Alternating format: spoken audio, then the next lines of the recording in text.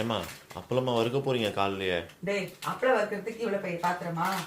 அப்பளப்பூ குழம்பு வைக்க போறேன். செம்ம டேஸ்டா இருக்கும், வாங்க. இந்த அப்பளப்பூ குழம்பு வேற லெவல்ல இருக்கும். வீட்டுல காய்கறி எல்லாம் எதுவுமே இல்லாத போது கவலையப்படாதீங்க, நமக்கு கை கொடுக்க போறது நம்ம அப்பளப்பூ தான். இப்போ ஒரு பேனை வச்சு நல்லா தாராளமா எண்ணெய் விட்டு கடுகுளுத்தம் பருப்பு, வெந்தயம், கருவேப்பிலை, பூண்டு, வெங்காயம் எல்லாத்தையும் தாளிச்சு நல்லா வதங்கி வரும்போது இந்த நேரத்துல நம்ம டீ பெருங்காயம் ஒரு 2 சிட்டிகை போடுங்க.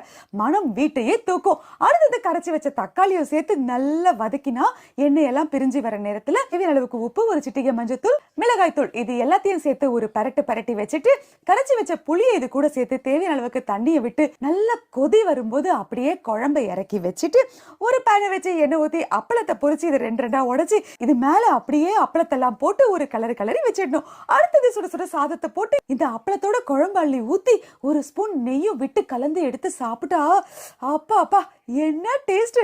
நல்லா இருக்குங்க, ட்ரை பண்ணி பாருங்க.